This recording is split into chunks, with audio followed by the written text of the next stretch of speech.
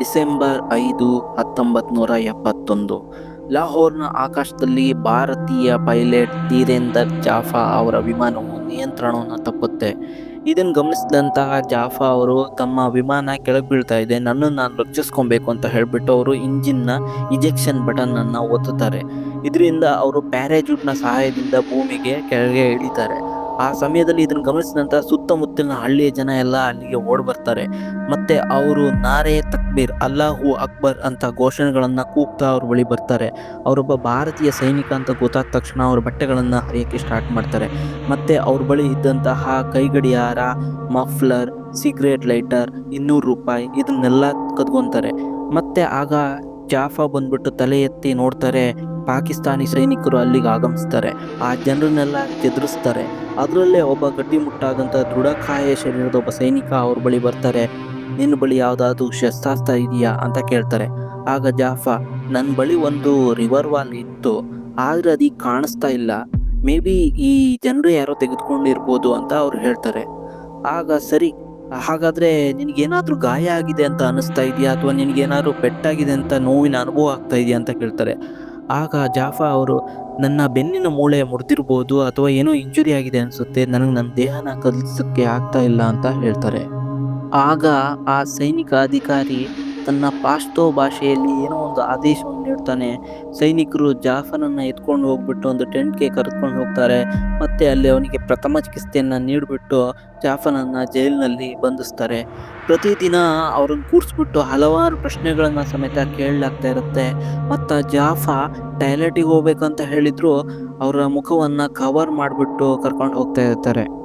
ಇದರಿಂದ ಜಾಫಾಗೆ ತನ್ನ ಸುತ್ತಮುತ್ತ ಏನು ನಡೀತಾ ಇದೆ, ಇಲ್ಲಿ ಎಷ್ಟು ಜನ ಸೈನಿಕರಿದ್ದಾರೆ, ನಾನು ಯಾವ ಸ್ಥಳದಲ್ಲಿದ್ದೀನಿ, ಏನೇನು ನಡೀತಾ ಇದೆ ಅಂತ ಏನೂ ಗೊತ್ತಾಗ್ತಾ ಇರಲ್ಲ. ಅವರೊಂಥರ ಅಂಧಕಾರದಲ್ಲೇ ಇರ್ತಾರೆ. ಹೀಗಿರಬೇಕಾದ್ರೆ ಒಂದು ದಿನ ಜಾಫಾ ಅವರನ್ನು ಅದೇ ಕಟ್ಟಡದ ಮತ್ತೊಂದು ಕೋಣೆಗೆ ಕರ್ಕೊಂಡು ಹೋಗ್ತಾರೆ. ಆಗಲೂ ಅವ್ರ ಮುಖ ಕವರ್ ಆಗಿರುತ್ತೆ. ಹಾಗೆ ಅವ್ರ ಮುಖನ ಕವರಿಂದ ತೆಗೆದ ಮೇಲೆ ಅಲ್ಲಿ ಇದ್ದಂಥ ಒಬ್ಬ ವ್ಯಕ್ತಿ ಓಡಿ ಬಂದು ಜಾಫಾನ ತಬ್ಬು ಅಂತಾನೆ. ಆವಾಗ ಜಾಫಾಗೆ ಆಶ್ಚರ್ಯ ಆಗುತ್ತೆ. ಇದು ಯಾರಪ್ಪ ಇದು ಅಂತ ಅವ್ರ ಮುಖನ ನೋಡ್ತಾನೆ.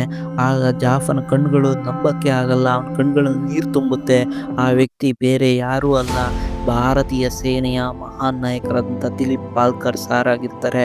ಹಾಗೆ ಅವ್ರ ಜೊತೆ ಇನ್ನೂ 10 ಜನ ಭಾರತೀಯ ಪೈಲಟ್ಗಳನ್ನು ಅಲ್ಲಿ ಯುದ್ಧ ಬಂದಿಗಳಾಗಿ ಬಂಧಿಸಲಾಗಿರುತ್ತೆ. ಇದನ್ನು ಕಂಡುಬಿಟ್ಟು ಜಾಫಾಗೆ ತುಂಬ ಬೇಜಾರಾಗುತ್ತೆ ಮತ್ತು ತುಂಬ ಖುಷಿನೂ ಆಗುತ್ತೆ. ಯಾಕಂದರೆ ಇಷ್ಟು ದಿನ ಆದಮೇಲೆ ಭಾರತೀಯರನ್ನು ನೋಡ್ತಾ ಇದ್ದೀನಲ್ಲ ಅಂತ ಒಂದು ಆನಂದ ಆಗುತ್ತೆ. ಅವ್ರ ಕಣ್ಗಳಲ್ಲಿ ನೀರು ಸಮೇತ ತುಂಬುತ್ತೆ. ಆ ಕೋಣೆಯಲ್ಲಿ ಅವ್ರ ಜೊತೆ ಇದ್ದಂಥ ವಿಂಗ್ ಕಮಾಂಡರ್ಗಳೆಂದರೆ ಬಾನಿ ಕೋಹೆಲ್, ಪೈಲಟ್ ಲೆಫ್ಟಿನೆಂಟ್ ದಿಲೀಪ್ ಪಾಲ್ಕರ್, ಮಲವಿಂದರ್ ಸಿಂಗ್, ಕುರವಿಲ್ ಮತ್ತು ಹರೀಶ್ ಸಿಂಗ್ ಇವರು ಅವ್ರ ಜೊತೆ ಇರ್ತಾರೆ. ಹೀಗೆ ಇವರು ಒಂದು ಕಠಿಣ ದಿನಗಳನ್ನು ಅಲ್ಲಿ ಕಳಿಬೇಕಾಗಿ ಬರುತ್ತೆ. ಜಾಫನನ್ನು ಭಾರತೀಯ ಸೈನಿಕರ ಒಂದು ಸೆಲ್ಗೆ ಶಿಫ್ಟ್ ಮಾಡಿದ ಅದೇ ದಿನ ಅಲ್ಲಿನ ಶಿಬಿರದ ಉಸ್ತುವಾರಿನ ವಹಿಸ್ಕೊಂಡಿದ್ದಂಥ ಸ್ಕ್ವಾಡ್ರನ್ ಲೀಡರ್ ಉಸ್ಮಾನ್ ಹನೀಫ್ ಅಲ್ಲಿಗೆ ನಗ್ತಾ ಬರ್ತಾರೆ. ಏನಿಲ್ಲ, ನಾನು ನಿಮಗೆ ಇವತ್ತು ಕ್ರಿಸ್ಮಸ್ನ ಶುಭಾಶಯವನ್ನು ಹೇಳೋಣ ಅಂತ ಇಲ್ಲಿಗೆ ಬಂದೆ ಅಂತ ಹೇಳಿಬಿಟ್ಟು ಹ್ಯಾಪಿ ಕ್ರಿಸ್ಮಸ್ ಅಂತ ಹೇಳಿಬಿಟ್ಟು ಅವರಿಗೆಲ್ಲ ವಿಶ್ ಮಾಡಿ ಅಲ್ಲಿಂದ ಹೋಗ್ತಾರೆ. ಅವರು ಹೋದ ತಕ್ಷಣ ಆ ಸಂಜೆ ಅನ್ನೋದು ಅಲ್ಲಿದ್ದಂಥ ಸೈನಿಕರಿಗೆ ಒಂದು ಖುಷಿಯಾಗಿರುತ್ತೆ. ಯಾಕಂದರೆ ತುಂಬ ದಿನ ಆದಮೇಲೆ ಅವರೆಲ್ಲ ಸಿಕ್ಕಿರ್ತಾರೆ, ಅವರೆಲ್ಲರೂ ಮಾತಾಡ್ತಾರೆ, ಒಂದು ಆನಂದವಾಗಿ ಆ ಸಮಯವನ್ನು ಕಳೆಯೋಕ್ಕೆ ಇಷ್ಟಪಡ್ತಾರೆ. ಆ ಕಷ್ಟದಲ್ಲೂ ಅವರು ನಗ್ತಾರೆ. ಹಾಗೆ ಮಾತಾಡ್ತಾ ಇರಬೇಕಾದ್ರೆ ವಿಂಗ್ ಕಮಾಂಡರ್ ಆದಂತಹ ಬಾನಿ ಕೋಹೆಲ್ ಹೇಳ್ತಾರೆ, ಹೇಗೂ ನಾವೆಲ್ಲ ಸೇರಿದ್ದೀವಿ, ಹಾಗೆ ನಾವು ಯಾಕೆ ಇವತ್ತು ಒಂದು ಮೌನ ವ್ರತವನ್ನು ಆಚರಿಸಬಾರ್ದು, ಒಂದು ರಾಷ್ಟ್ರಗೀತೆಯನ್ನು ಯಾಕೆ ಹಾಡಬಾರ್ದು, ನಮ್ಮ ಸ್ನೇಹಿತರೆಲ್ಲ ತುಂಬ ಜನ ಸತ್ತೋಗಿದ್ದಾರೆ, ಈ ಸಮಯದಲ್ಲಿ ನಾವು ಇದನ್ನು ಮಾಡೋದು ನಮ್ಮ ಮನಸ್ಸಿಗೆ ಒಂಥರ ನೆಮ್ಮದಿಯನ್ನು ಸಿಗುತ್ತೆ, ಅದಕ್ಕೋಸ್ಕರ ನಾವು ಮಾಡೋಣ ಅಂತ ಹೇಳ್ತಾರೆ. ಜಾಫಾ ಹೇಳಂತೆ 25 ಡಿಸೆಂಬರ್ 1971 ಸಂಜೆ ಪಾಕಿಸ್ತಾನಿ ಜೈಲಿನಲ್ಲಿ ಭಾರತೀಯ ಒಂದು ರಾಷ್ಟ್ರಗೀತೆ ಮೊಳಗ್ತಿದ್ದಂತೆ ಅವ್ರ ಹೃದಯದಲ್ಲಿ ಏನೋ ಒಂಥರ ಒಂದು ಆನಂದ ಅಂತೂ ಸಿಗುತ್ತೆ ಅವರಿಗೆ. ಇದೇ ಸಮಯದಲ್ಲಿ ಭಾರತದ ನೀತಿ ಸಮಿತಿಯ ಅಧ್ಯಕ್ಷರಾದ ದಿಲೀಪ್ ದಾರ್ ಅವರು ಸಮೇತ ಪಾಕಿಸ್ತಾನಕ್ಕೆ ಬಂದು ವಾಪಸ್ ಹೋಗಿರ್ತಾರೆ. ಆದರೆ ಈ ಯುದ್ಧ ಕೈದಿಗಳ ಬಗ್ಗೆ ಯಾವುದೇ ರೀತಿಯ ಒಂದು ಭವಿಷ್ಯವನ್ನು ಬಗ್ಗೆ ಅವ್ರ ನಿರ್ಧಾರವನ್ನು ತೆಗೆದುಕೊಳ್ಳೋಕ್ಕೆ ಸಾಧ್ಯ ಆಗಿರಲ್ಲ. 1971 ಯುದ್ಧಕ್ಕೆ ಮುಂಚೆ ಪಾಲ್ಕರ್ ಸರ್ ತಮ್ಮ ಸಹಪಾಠಿಗಳೊಂದಿಗೆ ಒಂದು ಡಿಸ್ಕಷನ್ ಮಾಡಿರ್ತಾರೆ. ನಾನು ಈ ವಿಮಾನ ಓಡಿಸ್ತಾ ಏನಾದರೂ ಪಾಕಿಸ್ತಾನದಲ್ಲಿ ಸಿಕ್ಬಿದ್ರೆ ನಾನು ಸುಮ್ಮನೆ ಪಾಕಿಸ್ತಾನ ಜೈಲಲ್ಲಿ ಕೊಳೆಯಲ್ಲ, ನಾನು ಹೇಗಾದರೂ ಮಾಡಿ ಆ ಜೈಲಿನಿಂದ ತಪ್ಪಿಸ್ಕೊಂಡು ಹೊರಗಡೆ ಬಂದೇ ಬರ್ತೀನಿ ಅಂತ ಹೇಳಿರ್ತಾರೆ. ಹಾಗೆ ಆ ಯೋಜನೆಯನ್ನು ಇಲ್ಲಿ ಕಾರ್ಯರೂಪಕ್ಕೆ ತರಬೇಕಂತ ಅಲ್ಲಿದ್ದಂತಹ ಎಲ್ಲ ಸಹಪಾಠಿಗಳ ಜೊತೆ ಡಿಸ್ಕಷನ್ ಮಾಡ್ತಾರೆ. ಆಗ ಅಲ್ಲಿದ್ದಂತಹ ಲೆಫ್ಟಿನೆಂಟ್ ಗೇರ್ವಾಲ್ ಮತ್ತೆ ಹರೀಶ್ ಸಿಂಗ್. ಸರಿ ಸರ್, ನಾವು ಹಾಗೆ ಮಾಡೋಣ ಅಂತ ಹೇಳ್ಬಿಟ್ಟು ಪ್ಲಾನ್ ಮಾಡ್ತಾರೆ. ಅವರೆಲ್ಲರೂ ಸೇರಿ ಸೆಲ್ ಸಂಖ್ಯೆ 5ರ ಗೋಡೆಯನ್ನ 12 ಬೈ 15 ಇಂಚಿನ ಒಂದು ರಂಧ್ರವನ್ನು ಮಾಡೋಣ. ಅಲ್ಲಿಂದ ಅದು ಡೈರೆಕ್ಟ್ ಆಗಿ ದಿನಗೂಲಿ ಕಚೇರಿಗೆ ಹೋಗುತ್ತೆ. ಅಲ್ಲಿ ನಮ್ಗೆ 6 ಅಡಿ ಗೋಡೆ ಸಿಗುತ್ತೆ. ಆ ಗೋಡೆನ ನಾವೇನಾದ್ರು ಜಂಪ್ ಮಾಡಿದ್ರೆ ಮಾಲ್ ರೋಡ್ಗೆ ನಾವು ಹೋಗ್ಬೋದು ಅಂತ ಒಂದು ಪ್ಲಾನ್ ಅನ್ನು ಸಮೇತ ಅವ್ರು ಮಾಡ್ತಾರೆ. ಇದ್ರ ಅರ್ಥ ಏನಂದ್ರೆ 56 ಇಟ್ಟಿಗೆಗಳ ದಪ್ಪದ ಒಂದು ಗೋಡೆನ ರಂಧ್ರ ಮಾಡ್ಬೇಕಾಗತ್ತೆ. ರಂಧ್ರ ಮಾಡಿದ ನಂತರ ಅಲ್ಲಿ ಬೀಳಂತ ಎಲ್ಲ ಕಸನ ಅವರು ಕ್ಲೀನ್ ಮಾಡ್ಬೇಕಾಗತ್ತೆ. ಹಾಗೆ ಕುರ್ವಿಲ್ ಏನ್ ಮಾಡ್ತಾನೆ ಅಂದ್ರೆ ಒಬ್ಬ ಎಲೆಕ್ಟ್ರಿಷಿಯನ್ ಇಂದ ಒಂದು ಸ್ಕ್ರೂ ಡ್ರೈವರ್ ನ ಕದ್ದಿಟ್ಕೊಂತಾನೆ. ಮತ್ತೆ ಗೇರ್ವಾಲ್ ಏನ್ ಮಾಡ್ತಾನೆ, ಕೋಕೋ ಕೋಲಾ ಬಾಟ್ಲಿಯನ್ನ ಒಂದು ರಂಧ್ರ ಕೊರೆಯುವಂತ ಒಂದು ಆಯುಧವಾಗಿ ತಯಾರಿಸ್ಕೊಂತಾನೆ. ಯಾಕಂದ್ರೆ ಅವ್ರಿಗೆ ಅಷ್ಟು ಈಸಿಯಾಗಿ ಅಲ್ಲಿ ಯಾವುದೇ ರೀತಿ ಆಯುಧಗಳು ಸಿಗಲ್ಲ. ಹಾಗಾಗಿ ಅದನ್ನೇ ಒಂದು ಆಯುಧವಾಗಿ ಪರಿವರ್ತಿಸ್ಕೊಂತಾನೆ. ಎಲ್ಲರೂ ಸೇರಿ ರಾತ್ರಿ ಹೊತ್ತು ಈ ಕೆಲಸನ ಮಾಡೋದಂತ ನಿರ್ಧಾರ ಮಾಡ್ಕೊಂತಾರೆ. ಮತ್ತೆ ದಿಲೀಪ್ ಪಾಲ್ಕರ್ ಮತ್ತೆ ಗೇರ್ವಾಲ್ ರಾತ್ರಿ 10 ಗಂಟೆಗೆ ಆ ಪ್ಲಾಸ್ಟರ್ ಮತ್ತೆ ರಂಧ್ರ ಕೊರೆಯಂತ ಕೆಲಸನ ಮಾಡ್ತಾ ಇರ್ತಾರೆ. ಹಾಗೆ ಹರೀಶ್ ಮತ್ತೆ ಚಾರ್ಲಿ ಅನ್ನೋಂತ ಇಬ್ರು ಕೈದಿಗಳು ಏನ್ ಮಾಡ್ತಾರೆ, ಯಾರು ಬರ್ತಾರ ಅಂತ ಗಮನ ಇಟ್ಟು ನೋಡ್ತಾ ಇರ್ತಾರೆ. ಇದೇ ಸಮಯದಲ್ಲಿ ಏನಾಗುತ್ತೆ, ಪಾಕಿಸ್ತಾನಿ ಜೈಲ್ಗಳಲ್ಲಿ ಟ್ರಾನ್ಸಿಸ್ಟರ್ ನ ಧ್ವನಿ ಸಮೇತ ಹೆಚ್ಚಾಗಿರುತ್ತೆ. ಆ ಸಮಯದಲ್ಲಿ ಮಿಕ್ಕ ಭಾರತೀಯ ಕೈದಿಗಳು ಏನ್ ಮಾಡ್ತಾರೆ, ಜೈಲಿನಲ್ಲಿ ಕೆಲಸ ಮಾಡ್ತಾ ಇರ್ತಾರೆ. ಇದರಿಂದ ಅವರಿಗೆ ಜೈಲಿನಲ್ಲಿ ಹಣ ಸಿಗ್ತಾ ಇರುತ್ತೆ. ಈ ಹಣದಿಂದ ಅವ್ರಿಗೆ ಬೇಕಾದಂತ ವಸ್ತುಗಳನ್ನ ಅವರು ಖರೀದಿಸಬಹುದಾಗಿರುತ್ತೆ. ಮತ್ತೆ ಏನಾದ್ರೂ ಹಣ ಮಿಕ್ಕಿದ್ರೆ ಅವರು ಜೈಲಿನಿಂದ ಓಡಿ ಹೋದದಿಂದ ಅವರಿಗೆ ಏನಾದ್ರು ಖರ್ಚಾಗ್ಬೇಕಾದ್ರೆ ಅದಕ್ಕೆ ಹಣ ಬೇಕಾಗತ್ತೆ. ಸೊ ಅದಕ್ಕೆ ಅವರು ಉಪಯೋಗಿಸ್ಕೊಬಹುದು. ಹೇಗಾದ್ರೂ ಮಾಡಿ ಪಾಕಿಸ್ತಾನದಿಂದ ನಾವು ಪ್ರಯಾಣ ಮಾಡಿಬಿಟ್ಟು ಭಾರತವನ್ನ ತಲುಪಬೇಕು ಅಂತ ಅವರು ಪ್ಲಾನ್ ಅನ್ನ ಮಾಡ್ಕೊಂತಾರೆ. ಈ ಮಧ್ಯೆ ಪಾಲ್ಕರ್ ಸರ್ ಅವರಿಗೆ ಔರಂಗಜೇಬನ್ ಅಂತ ಒಬ್ಬ ಗಾರ್ಡ್ ಟೈಲರ್ ಕೆಲಸ ಮಾಡ್ತಾನೆ ಅಂತ ಗೊತ್ತಾಗುತ್ತೆ. ಅವಾಗ ಅವರು ಔರಂಗಜೇಬ್ ಬಳಿ ಹೋಗ್ಬಿಟ್ಟು, ನೀನ್ ನಮಗೆ ಪಠಾಣಿ ಸೂಟ್ ಅನ್ನು ಹೊಲ್ಕೊಡ್ತೀಯಾ ಅಂತ ಕೇಳ್ತಾರೆ. ಅವಾಗ ಔರಂಗಜೇಬ್, ಯಾಕೆ ನಿಮ್ಗೆ ಬೇಕು ಪಠಾಣಿ ಸೂಟ್ ಅಂತ ಕೇಳ್ತಾನೆ. ಅವಾಗ ಅವ್ರು ಹೇಳ್ತಾರೆ, ನಮ್ಗೆ ಪಠಾಣಿ ಸೂಟ್ ಭಾರತದಲ್ಲಿ ಸಿಗಲ್ಲ, ನೀ ನಮ್ಗೆ ಹೊಲ್ಕೊಟ್ರೆ ನಾವು ಅದನ್ನ ಭಾರತದಲ್ಲಿ ಹಾಕೊಬಹುದು ಅನ್ನಂತ ಒಂದು ಚಿಕ್ಕ ಆಸೆ ಅಂತ ಹೇಳ್ತಾರೆ. ಆಗ ಔರಂಗಜೇಬ್, ಸರಿ ನಾನು ನಿಮ್ಗೆ ಹೊಲ್ಕೊಡ್ತೀನಿ, ಆದ್ರೆ ನೀವು ನಂಗೆ ಭಾರತೀಯ ಚಲನಚಿತ್ರಗಳಿಂದ ಹಾಡುಗಳನ್ನ ಹೇಳ್ಬಿಟ್ಟು ಖುಷಿ ಪಡಿಸ್ಬೇಕು, ಆಗುತ್ತಾ ಅಂತ ಕೇಳ್ತಾರೆ. ಅವರು ಸರಿ ಅಂತ ಹೇಳ್ಬಿಟ್ಟು ಭಾರತೀಯ ಚಲನಚಿತ್ರಗಳ ಹಾಡುಗಳನ್ನು ಹಾಡ್ಬಿಟ್ಟು ಅವ್ರನ್ನ ಖುಷಿ ಪಡಿಸ್ತಾರೆ. ಹಾಗೆ ಔರಂಗಜೇಬು ಅವರಿಗೆ ಒಂದು ಸೂಟ್ಗಳನ್ನ ಹೊಲ್ಕೊಡ್ತಾನೆ. ಆದ್ರೆ ಇಲ್ಲಿ ಔರಂಗಜೇಬಿಗೆ ಗೊತ್ತಿಲ್ದಿರೋ ವಿಷಯ ಏನಂದ್ರೆ, ಈ ಸೂಟ್ ಅನ್ನ ಅವರು ಯಾವ ರೀತಿ ಉಪಯೋಗಿಸ್ಕೊಂತಾರೆ ಅಂತ. ಇಲ್ಲಿ ಪಾಲ್ಕರ್ ಸರ್ ಪ್ಲಾನ್ ಏನಾಗಿರುತ್ತೆ ಅಂತ ಹೇಳಿದ್ರೆ, ಜೈಲಿಂದ ಎಸ್ಕೇಪ್ ಆದ್ಮೇಲೆ ಆ ಪಠಾಣಿ ಸೂಟ್ ಗಳನ್ನ ಬದಲಿಸ್ಕೊಂಡ್ಬಿಟ್ಟು ಹೋಗ್ಬೇಕು. ಅವಾಗ ನಾವು ಕಾಮನ್ ಮ್ಯಾನ್ ಗಳಂತೆ ಕಾಣ್ತೀವಿ, ಒಬ್ಬ ಕೈದಿ ಅಂತೆ ಕಾಣಲ್ಲ ಅನ್ನೋದೇ ಅವ್ರ ಮೇನ್ ಪ್ಲಾನ್ ಆಗಿರುತ್ತೆ. ಅದಕ್ಕೋಸ್ಕರ ಅವರು ಪಠಾಣಿ ಸೂಟ್ ಗಳನ್ನ ಹೊಲಿಸಿ ಇಟ್ಕೊಂಡಿರ್ತಾರೆ. ಹಾಗೆ ಕಾಮತ್ ಅನ್ನಂತ ಇನ್ನೊಬ್ಬ ಭಾರತೀಯ ಸೈನಿಕ ಏನ್ ಮಾಡ್ತಾನೆ ಅಂತ ಹೇಳಿದ್ರೆ, ಒಂದು ತಂತಿ ಮತ್ತೆ ಬ್ಯಾಟ್ರಿಯ ಸಹಾಯದಿಂದ ಒಂದು ಕಾಂಪಾಸ್ ಅನ್ನ ತಯಾರಿಸ್ತಾನೆ. ಇದು ನೋಡಕ್ ಒಂದು ಫೌಂಟೇನ್ ಪೆನ್ ತರ ಕಾಣಿಸಿದ್ರು ಇದು ಕಂಪಾಸ್ ಅಂದ್ರೆ ದಿಕ್ಸೂಚಿಯ ಕೆಲಸವನ್ನ ಮಾಡುತ್ತೆ. ಇದರಿಂದ ಅವರು ಯಾವ ದಿಕ್ಕಿನಲ್ಲಿ ಭಾರತ ಬರುತ್ತೆ ಅಂತ ಈಸಿಯಾಗಿ ಐಡೆಂಟಿಫೈ ಮಾಡ್ಬಿಟ್ಟು ಆ ದಿಕ್ಕಿನಲ್ಲಿ ಪ್ರಯಾಣ ಮಾಡ್ಬೋದು ಅನ್ನೋದು ಅವ್ರ ಪ್ಲಾನ್ ಆಗಿರುತ್ತೆ. ಪಾಲ್ಕರ್ ಸರ್ ಆಗಸ್ಟ್ 14 ಪಾಕಿಸ್ತಾನಕ್ಕೆ ಸ್ವಾತಂತ್ರ್ಯ ಸಿಕ್ಕಂತ ದಿನ. ಆ ದಿನ ನಾವು ಈಸಿಯಾಗಿ ತಪ್ಪಿಸ್ಕೊಬಹುದು. ಯಾಕಂತ ಹೇಳಿದ್ರೆ ತುಂಬಾ ಕಟ್ಟೆಚ್ಚರ ಇರುತ್ತೆ. ಅವತ್ತಿನ ದಿನ ಎಲ್ಲರೂ ರಜೆಯಲ್ಲಿರ್ತಾರೆ ಅಂತ ಪ್ಲಾನ್ ಮಾಡಿರ್ತಾರೆ. ಆದ್ರೆ ಆಗಸ್ಟ್ 12ನೇ ತಾರೀಕು ರಾತ್ರಿ ತುಂಬಾ ಗುಡುಗು ಮಿಂಚು ಬರ್ತಾ ಇರುತ್ತೆ. ಆ ಸಮಯದಲ್ಲೇ ಇವರು ರಂಧ್ರ ಕೊರೆದು ಸಮೇತ ಮುಗಿಸಿರ್ತಾರೆ. ಅವರು ಆ ರಂಧ್ರದಿಂದ ಹೊರಗಡೆ ಬಂದು ಗೋಡೆ ಬಳಿ ನೋಡ್ತಾರೆ. ಗಾಳಿ, ಗುಡುಗು, ಮಿಂಚು ಎಲ್ಲ ಬರ್ತಾ ಇರುತ್ತೆ. ಆಗ ಅಲ್ಲಿ ಕೂತ್ಕೊಂಡಂತ ಒಬ್ಬ ಸೈನಿಕ ತನ್ನ ಮುಖನ ಸಮೇತ ಕವರ್ ಮಾಡ್ಕೊಂಡು ಕೂತಿರ್ತಾನೆ. ಯಾಕಂತ ಹೇಳಿದ್ರೆ ಹೆವಿ ಗಾಳಿ ಮತ್ತೆ ಒಂದು ಮಳೆ ಬರ್ತಾ ಇರುತ್ತೆ. ಅವನು ಅಲ್ಲಿ ಕೂತ್ಕೊಳಕ್ಕಾಗದೆ ಒಳಗಡೆ ಹೋಗ್ಬಿಡ್ತಾನೆ. ಆಗ ಅವರು ಮೆಲ್ಲಗೆ ಹೋಗ್ಬಿಟ್ಟು ಆ 6 ಅಡಿ ಗೋಡೆನ ಹತ್ತಿ ರೋಡ್ ಕಡೆ ನೋಡ್ತಾರೆ. ಆ ರೋಡಲ್ಲಿ ತುಂಬ ಜನ ಹೋಗ್ತಾ ಇರ್ತಾರೆ. ಯಾಕಂದರೆ ಅವರೆಲ್ಲರೂ ಸಿನಿಮಾ ನೋಡ್ಬಿಟ್ಟು ಮನೆಗೆ ಹೋಗ್ತಾ ಇರ್ತಾರೆ. ಇದೇ ಸರಿಯಾದ ಸಮಯ ಅಂತ ಹೇಳ್ಬಿಟ್ಟು ಅವರೆಲ್ಲರೂ ಆ ಗೋಡೆನ ಜಿಗಿದ್ಬಿಟ್ಟು ಹೋಗಿ ರೋಡಲ್ಲಿ ಆ ಜನಗಳ ಜೊತೆಗೆ ಸೇರ್ಕೊಂಡ್ಬಿಡ್ತಾರೆ. ಹಾಗೆ ಅವರು ಖುಷಿಯಿಂದ ಮುಂದ್ಗಡೆ ಪ್ರಯಾಣ ಮಾಡೋಕ್ಕೆ ಸ್ಟಾರ್ಟ್ ಮಾಡ್ತಾರೆ.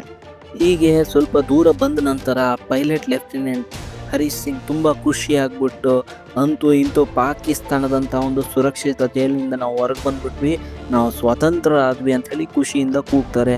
ಆವಾಗ ಅಲ್ಲಿದ್ದಂತಹ ಮಲ್ವಿಂದರ್ ಸಿಂಗ್ ಅಗರ್ವಾಲ್ ಹೀಗೆ ಹೇಳ್ತಾರೆ, ಇನ್ನೂ ಬೇಡ ಗೆಳೆಯ, ನಾವಿನ್ನೂ ಸ್ವತಂತ್ರ ಆಗಿಲ್ಲ, ನಾವು ಭಾರತಕ್ಕೆ ಹೋದ ನಂತರ ಮಾತ್ರ ನಾವು ಸ್ವತಂತ್ರರು.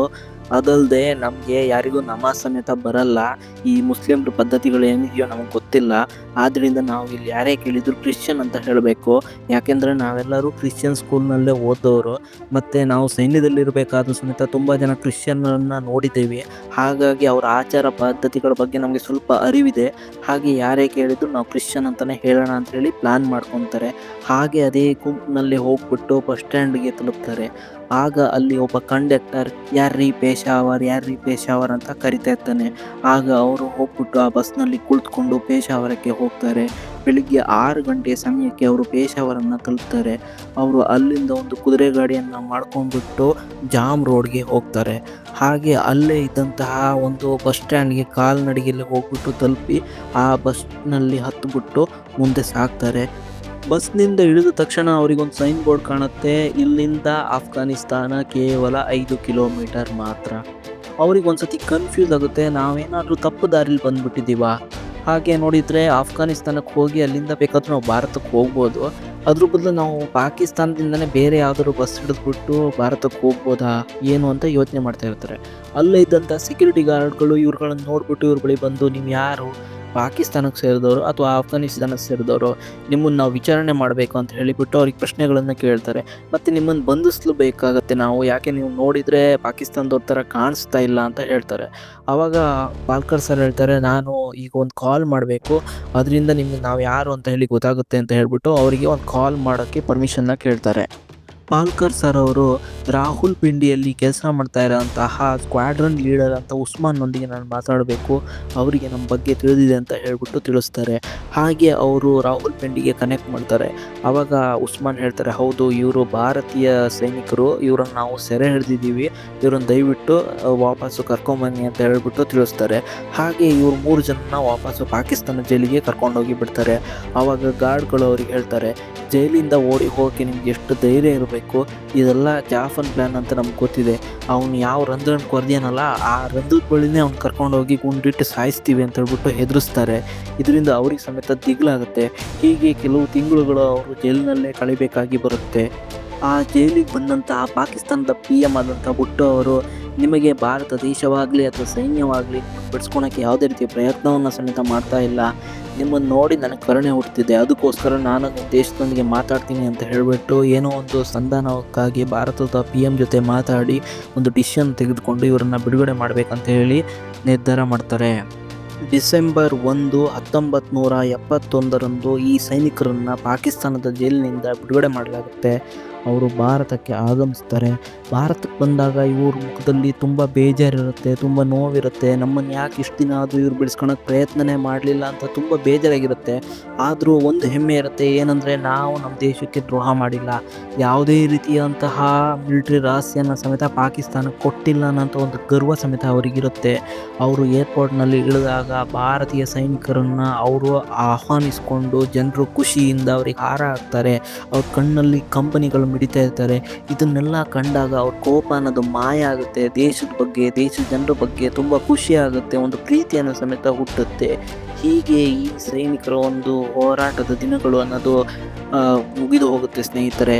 ಈ ಒಂದು ಚಿಕ್ಕ ಪ್ರಯತ್ನ ನಿಮ್ಗೆ ಏನಾದರೂ ಇಷ್ಟ ಆದರೆ ಹರಸಿ ಬೆಳೆಸಿ. ಧನ್ಯವಾದಗಳು.